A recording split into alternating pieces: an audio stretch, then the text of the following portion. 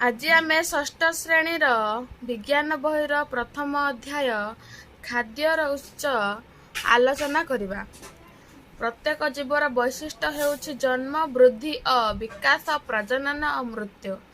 प्रत्येक जीवर वैशिष्ट्य कौन अटे? जन्म, से फास्ट जन्म हब, वृद्धि बड़ हब, विकास, प्रजनन, मृत्यु। प्रजनन माने सी छुआ करिब, तापरे मृत्युवरण करिब। एही समस्त कार्य पाई ताहार खाद्य आवश्यक। आमे जते पर्यंत खाउचे आमे बंची रहुचे। आमे जते बेले आमे खाई पारुनु तापरे आमे कौन करछु? मृत्युवरण करुछु।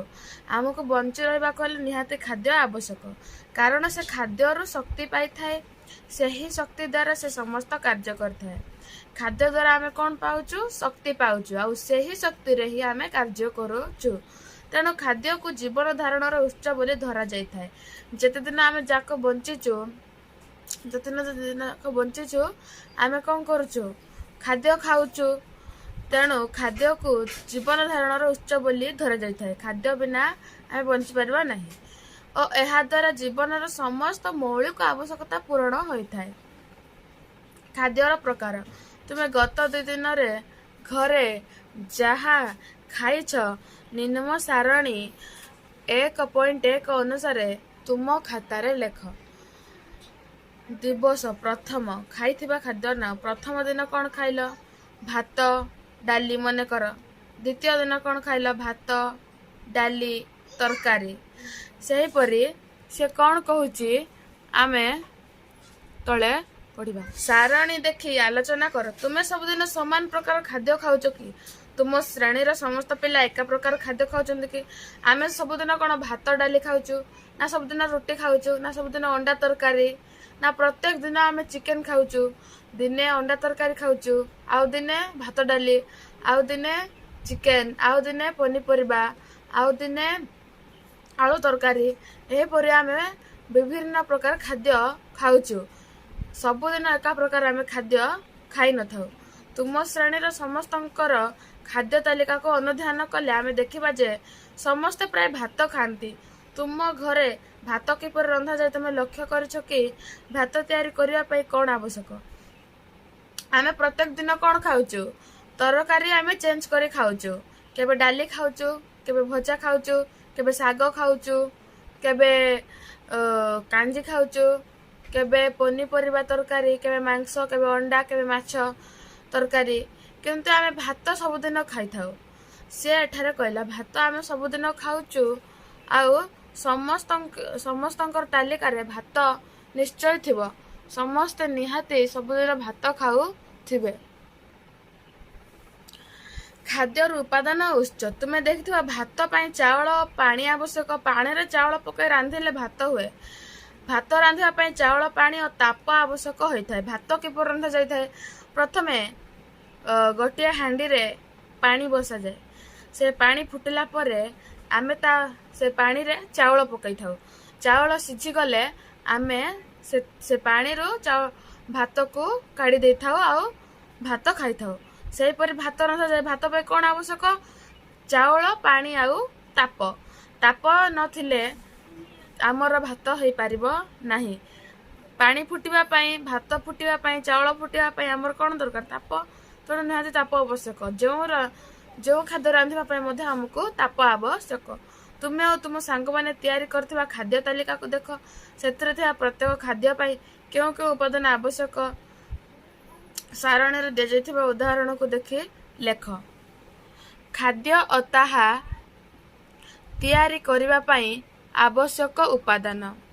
से कहला खाद्य और ताहा तैयारी करिबा पाई आवश्यक उपादान। खाद्यर नाम रोटी। रोटी आमे केउ केउ जिनस तैयारी करछु आवश्यक उपादान अटा, पानी, लूण रे हमर रोटी हो जाउछि। डालमा किपर होउछि? विभिन्न परिबा, नडिया, डाली, तेल, लूण, पानी, प्याज, लंका, हळदी।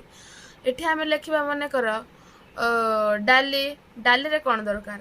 डाली रे पनीपरिया पड़िबनी, खाली डाली पड़िबो, लूण पड़िबो, पानी, प्याज, लंका, हळदी, तेल सब पड़िबो। सही परी तमे तो घरे देखुथिबो तमर माँ माने खाद्य रांधुथिबे। हेले तमे खाद्यर नाम लेखिबो आउ से खाद्य पाई କେଉଁ କେଉଁ ସାମଗ୍ରୀ କେଉଁ କେଉଁ ଉପାଦାନ ଆବଶ୍ୟକ ପଡ଼ୁଛି ତାହାର ନାମ ସବୁ ତମେ ଏଠାରେ ଲେଖିବ। ପ୍ରାଣୀ ଓ ଉଦ୍ଭିଦ ଠାରୁ ମିଳୁଥିବା ଖାଦ୍ୟ। ତୁମେ ସାରଣୀଟି ପୂରଣ କରିସାରିବା ପରେ ଦେଖିବ ଯେ ଭିନ୍ନ ଭିନ୍ନ ଖାଦ୍ୟ ପ୍ରସ୍ତୁତ କରିବା ପାଇଁ ଆବଶ୍ୟକ ଉପାଦାନର ପାର୍ଥକ୍ୟ ଦେଖାଯାଏ। ବର୍ତ୍ତମାନ ଦେଖିବା ତୁମେ ଲେଖିଥିବା ଉପାଦାନ ଗୁଡ଼ିକ କେଉଁଠି ମିଳେ। ଏଗୁଡ଼ିକ ମଧ୍ୟରୁ କେତେକ ଉଦ୍ଭିଦ ଠାରୁ ମିଳିଥାଏ ଓ କେତେକ ପ୍ରାଣୀ ଠାରୁ ମିଳିଥାଏ, ଆଉ କେତେକ ଉପାଦାନ କିନ୍ତୁ ପ୍ରାଣୀ ଓ ଉଦ୍ଭିଦ ଠାରୁ ମିଳିନଥାଏ। ତୁମେ ସାରଣୀର ଡାଲମାର ଉପାଦାନ ଗୁଡ଼ିକ ହେଲା ବିଭିନ୍ନ ପରିବା। ଡାଲମାର ଉପାଦାନ ପିଲା ଦେଖ, ବିଭିନ୍ନ ପରିବା, ନଡ଼ିଆ, ଡାଲି, ତେଲ, ଲୁଣ, ପାଣି, ପିଆଜ, ଲଙ୍କା, ହଳଦୀ। ସିଏ କହିଲା ଏଗୁଡ଼ିକ ମଧ୍ୟରୁ ପାଣି ଓ ଲୁଣ ବ୍ୟତୀତ ସମସ୍ତ ଉପାଦାନ ଉଦ୍ଭିଦରୁ ମିଳିଥାଏ। ପାଣି ଆଉ ଲୁଣକୁ ଛାଡ଼ିଦେଲେ ପରିବା, ନଡ଼ିଆ, ଡାଲି, ତେଲ, ପିଆଜ, ଲଙ୍କା, ହଳଦୀ କେଉଁଠାରୁ ଆମେ ପାଇଥାଉ? ଉଦ୍ଭିଦରୁ, ମାନେ ଗଛରୁ ପାଇଥାଉ। ବିଭିନ୍ନ ପ୍ରକାର ପରିବା, ପରିବା ଗଛରୁ ପାଉଛୁ। ନଡ଼ିଆ, ନଡ଼ିଆ ଗଛରୁ ପାଉଛୁ। ଡାଲି, ଡାଲି ଗଛରୁ। ତେଲ, ତେଲ ଆମେ କେଉଁଠାରୁ ପାଉଛୁ? ନଡ଼ିଆ ତେଲ, ନଡ଼ିଆ ଗଛରୁ। ରାଶି ତେଲ, ରାଶି ଗଛରୁ। ସୋରିଷ ତେଲ, ସୋରିଷ ଗଛରୁ। ସୂର୍ଯ୍ୟମୁଖୀ ତେଲ, ସୂର୍ଯ୍ୟମୁଖୀ ଫୁଲ ଗଛରୁ। ପିଆଜ, ପିଆଜ ଗଛରୁ। ଲଙ୍କା, ଲଙ୍କା ଗଛରୁ। ହଳଦୀ, ହଳଦୀ ଗଛରୁ। ହେଲେ ଆମେ ସବୁ ବିଭିନ୍ନ ଉଦ୍ଭିଦରୁ, ଏଯାକ ସବୁ ଆମେ ଉଦ୍ଭିଦରୁ ପାଇଲୁ। କିନ୍ତୁ ଲୁଣ, ଲୁଣ ଗଛ ଅଛି ନା ପାଣି ଗଛ ଅଛି? ଲୁଣ ଆଉ ପାଣି ଆମେ ଉଦ୍ଭିଦ ଠାରୁ ପାଇନଥାଉ। କିନ୍ତୁ ପାଣି ଓ ଲୁଣ ଆମେ ଆମର ଆବଶ୍ୟକତା ଅନୁସାରେ ଉଦ୍ଭିଦରୁ ପାଇନଥାଉ। ସେହିପରି ଅଣ୍ଡା ତରକାରୀରେ ବ୍ୟବହୃତ ଅଣ୍ଡା ପ୍ରାଣୀଠାରୁ ମିଳୁଥିବା ବେଳେ ତେଲ, ମସଲା ଇତ୍ୟାଦି ଉଦ୍ଭିଦ ଠାରୁ ମିଳିଥାଏ। କିନ୍ତୁ ପ୍ରାଣୀ ଓ ଉଦ୍ଭିଦ ଠାରୁ ଲୁଣ କିମ୍ବା ପାଣି ମିଳେ ନାହିଁ। ସେ କହିଲା ଅଣ୍ଡା ତରକାରୀ। ଅଣ୍ଡା ତରକାରୀରେ ଆମେ କ'ଣ ପକାଉଛୁ? ଅଣ୍ଡା ପକାଉଛୁ। ଅଣ୍ଡା କେଉଁଠାରୁ ମିଳୁଛି? ପ୍ରାଣୀ ଠାରୁ, କୁକୁଡ଼ା ଠାରୁ ମିଳୁଛି, ବତକ ଠାରୁ ମିଳୁଛି। କିନ୍ତୁ ତେଲ, ମସଲା ଇତ୍ୟାଦି କେଉଁଠାରୁ ମିଳୁଛି? ଉଦ୍ଭିଦ ଠାରୁ ମିଳୁଛି, ଗଛରୁ ମିଳୁଛି। କିନ୍ତୁ ପ୍ରାଣୀ ଓ ଉଦ୍ଭିଦ ଠାରୁ ଲୁଣ କିମ୍ବା ପାଣି ମିଳିନଥାଏ। କିନ୍ତୁ କେଉଁ ପ୍ରାଣୀ ଆମକୁ ଲୁଣ ଦିଏ ନା ପାଣି ଦିଏ? ନା ଉଦ୍ଭିଦ ଆମକୁ ଲୁଣ ପାଣି ଦିଏ? କେଉଁ ଉଦ୍ଭିଦ ବା ପ୍ରାଣୀ ଆମକୁ ଲୁଣ ପାଣି ଦିଅନ୍ତି ନାହିଁ। ପାଣି ଆଉ ଲୁଣ ଆମେ ପ୍ରକୃତିରୁ ହିଁ ପାଇଥାଉ। ତୁମେ ଲେଖିଥିବା ଖାଦ୍ୟ ତାଲିକାକୁ ଦେଖ। ସେହି ଖାଦ୍ୟ ଗୁଡ଼ିକର ଉପାଦାନ ଗୁଡ଼ିକ କେଉଁଠାରୁ ମିଳେ ସାରଣୀ 1.3ରେ ଲେଖ। ବିଭିନ୍ନ ପ୍ରକାର ଖାଦ୍ୟ ଓ ସେଗୁଡ଼ିକର ଉତ୍ସ। ଖାଦ୍ୟ ଖେଚଡ଼ି। ଆବଶ୍ୟକ ଉପାଦାନ ଚାଉଳ, ଡାଲି, ଗୁଆ ଘିଅ, ନଡ଼ିଆ, ପରିବା, ମସଲା, ଲୁଣ, ପାଣି, ହଳଦୀ। କେଉଁଠାରୁ ମିଳେ? ଏଠି ଆମକୁ ପିଲା ଆବଶ୍ୟକ ଉପାଦାନ ଦେଇଛି ଖେଚଡ଼ିର। ହେଲେ ସେ ଭିତରୁ କେଉଁଟା ଆମକୁ ପ୍ରାଣୀରୁ ମିଳୁଛି, କେଉଁଟା ଉଦ୍ଭିଦରୁ ମିଳୁଛି ଆମେ ଅଲଗା କରିବା। ଚାଉଳ, ଚାଉଳ କେଉଁଠାରୁ ମିଳୁଛି? ଧାନ ଗଛରୁ। ହେଲେ ସେଟା ଉଦ୍ଭିଦରେ ଗଲା। ଉଦ୍ଭିଦ ଚାଉଳ, ଚାଉଳ ଉଦ୍ଭିଦରୁ ମିଳୁଛି। ଡାଲି, ଡାଲି ଗଛରୁ। ହେଲେ ଡାଲି ଗଲା, ଉଦ୍ଭିଦରୁ ମିଳୁଛି। ଗୁଆ ଘିଅ, ଗୁଆ ଘିଅ, ଘିଅ କେଉଁଠୁ ତିଆରି ହେଉଛି? କ୍ଷୀରରୁ। ହେଲେ କ୍ଷୀର ଆମକୁ କିଏ ଦେଉଛି? ଗାଈ। ସେ ହେଲେ ଗାଈ ଗୋଟେ କ'ଣ? ପ୍ରାଣୀ। ହେଲେ ଗୁଆ ଘିଅ ମିଳିଲା ଆମକୁ ପ୍ରାଣୀରୁ, ଗୁଆ ଘିଅ ମିଳିଲା। ନଡ଼ିଆ, ନଡ଼ିଆ ଗଛରୁ। ପରିବା, ପରିବା ଗଛରୁ। ମସଲା, ଲୁଣ, ମସଲା ମଧ୍ୟ ଆମକୁ ଉଦ୍ଭିଦରୁ ହିଁ ମିଳିଥାଏ। ନଡ଼ିଆ, ପରିବା, ମସଲା, ହଳଦୀ ଗୁଣ୍ଡ ଉଦ୍ଭିଦରୁ ମିଳିଲା। ଆଉ ଲୁଣ, ପାଣି। ଲୁଣ ଆଉ ପାଣି ପ୍ରାଣୀ ଓ ଉଦ୍ଭିଦ ଠାରୁ ମିଳୁନଥିବା ଉପାଦାନ। ପ୍ରାଣୀର ବି ମଧ୍ୟ ମିଳେ ନାହିଁ, ଉଦ୍ଭିଦ ଠାରୁ ମଧ୍ୟ ଆମକୁ ମିଳେ ନାହିଁ। କ'ଣ? ଲୁଣ ଓ ପାଣି। ଆମେ ଜାଣିଲେ ଆମେ ଖାଉଥିବା ଖାଦ୍ୟର ଅଧିକାଂଶ ଉପାଦାନ ମୁଖ୍ୟତଃ ଉଦ୍ଭିଦରୁ ମିଳିଥାଏ। ଆମେ ଯାହା ସବୁ ଖାଉଛୁ ଅଧିକାଂଶ ଜିନିଷ ଆମକୁ କେଉଁଠାରୁ ମିଳୁଛି? ଉପାଦାନ କେଉଁଠାରୁ ମିଳୁଛି? ଉଦ୍ଭିଦ ଠାରୁ ହିଁ ମିଳୁଛି। ଭାତ, ଡାଲି, ପନିପରିବା, ମସଲା, ହଳଦୀ ଗୁଣ୍ଡ, ସବୁ ଜିନିଷ, ଅଧିକାଂଶ ଜିନିଷ ଆମକୁ କେଉଁଠାରୁ ମିଳୁଛି? ଉଦ୍ଭିଦ ଠାରୁ ହିଁ ମିଳୁଛି। କେତେକ ଖାଦ୍ୟରେ ଉଦ୍ଭିଦର ମୂଳ ବ୍ୟବହାର ହୋଇଥାଏ। କେତେକ ଖାଦ୍ୟରେ ଉଦ୍ଭିଦର ମୂଳକୁ ମଧ୍ୟ ଆମେ ଖାଉଛୁ, ମୂଳ ବ୍ୟବହାର ହୋଇଥାଏ। କେତେକ ଖାଦ୍ୟରେ, ଅନ୍ୟ କେତେକ ଖାଦ୍ୟରେ ଫୁଲ, ଫଳ, ମଞ୍ଜି, ପତ୍ର, କାଣ୍ଡ ବ୍ୟବହୃତ ହୋଇଥାଏ। କେତେକ ଉଦ୍ଭିଦର ଆମେ ଫୁଲ ମଧ୍ୟ ଖାଉଛୁ, କେତେକ ଉଦ୍ଭିଦର ଫଳ ଖାଉଛୁ, କେତେକ ଉଦ୍ଭିଦର ମଞ୍ଜି, କେତେକ ଉଦ୍ଭିଦର ପତ୍ର, ଆଉ କେତେକ ଉଦ୍ଭିଦର କାଣ୍ଡ ମଧ୍ୟ ଆମେ ଖାଉଛୁ। ଏହିପରି ଉଦ୍ଭିଦର ବିଭିନ୍ନ ଅଂଶକୁ ବ୍ୟବହାର କରି ଅନେକ ପ୍ରକାର ଖାଦ୍ୟ ପ୍ରସ୍ତୁତ କରାଯାଏ। ଗୋଟିଏ ଗଛର ବିଭିନ୍ନ ଅଂଶ ଏକ ପ୍ରକାର ଖାଦ୍ୟରେ ପ୍ରାୟ ବ୍ୟବହୃତ ହୁଏ ନାହିଁ। ଗୋଟିଏ ଜିନିଷର, ଆମେ ଗୋଟିଏ ଉଦ୍ଭିଦର ଫଳ ଖାଉଛୁ ମାନେ ତାର ପତ୍ର କି ମଞ୍ଜି, କାଣ୍ଡ ଆମେ ଖାଉନଥିବୁ। ଯଦି ଆମେ ତାର ଫୁଲ ଖାଉଛୁ ତାହେଲେ ଫଳ, ପତ୍ର, ମଞ୍ଜି ଖାଉନଥିବୁ। ଯଦି ଆମେ ତାର ମଞ୍ଜି ଖାଉଛୁ, ଫୁଲ, ଫଳ ଖାଉନଥିବୁ। ମାନେ ଉଦ୍ଭିଦର गोटे उद्भिदर आम गोटे जिनस ही खाऊ सब बेले तुम्हें एपरी कौन सी गछ जान जार पत्र फूल फल और कांड को खाद्य रूप व्यवहार कर पत्र मध्य खाऊचु आमे से उद्भिदर फूल मध्य खाऊचु फल मध्य खाऊचु आ कांड मध्य तार खाद्य रूपे व्यवहृत होउची आ से गछ कौन कखारु गछ कखारु गछर फल आमे खाऊचु फूल मध्य खाऊचु पत्र मध्य खाऊचु एक लता जातीय गछ उद्भिद चित्र टिकु देख यह क्यों गछ चिन्हिबा को चेष्टा कर गछटी को चिन्हि यार क्यों क्यों अंश खाद्य रूपे व्यवहार करा जाय कह आमे तार पत्र खाऊचु फूल खाऊचु फल मध्य खाद्य रूपे व्यवहृत करूचु तुम अंचल रे थिबा विभिन्न उद्भिदर केउं अंश खाद्य रूपे व्यवहार करा जाय तार एक तालिका कर 1.4 उद्भिद तार व्यवहृत अंश सजना सजना गछर कौन खाऊचु पत्र खाऊचु तार फूल खाऊचु आ तार फल खाऊचु मूला मूलार आमे कौन खाऊचु मूलार आमे तार मूल को आमे खाऊचु तार मूल को माटी तले थाउचु मूला हेले कौन सेटा होउचु उद्भिदर मूल कि नहीं मूल सेटा हेले आमे मूलार मूल खाऊचु काकुड़ी काकुड़ी फल पियाज पियाज मध्य मूल मूल को ही आमे खाऊचु से कौन कहला अन्य जीव कौन खाती आम परी अन्य जीव मैंने खाद्य खाती कि हाँ तुम तो देखुच चारिआडे जीव अच्छा कुकुर गाई मेढ़ा छेली कुकुड़ा से खाद्य खाऊं कि नहीं तुम घर गाई बा छेली थे से कौन खाती कुकुर बिले कुकुड़ा निश्चय देखी से मैंने कौन खाती कुकुर कौन खाए भात डाली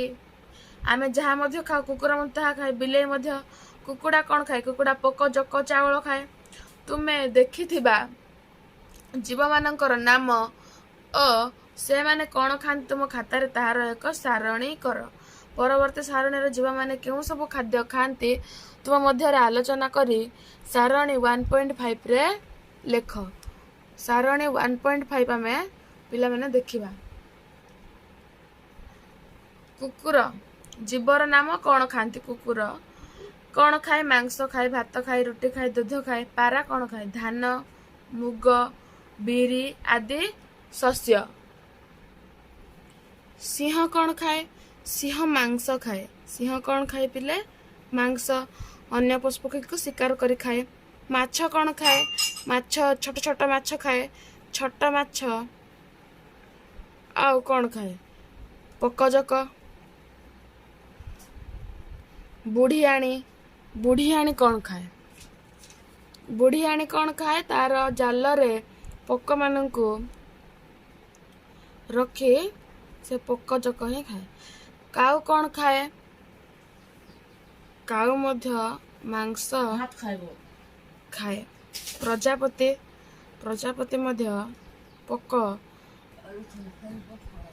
जक खाई थाए महुमाछी महू पी थाए माछी कौन खाए माछी अपरिष्कार आवर्जना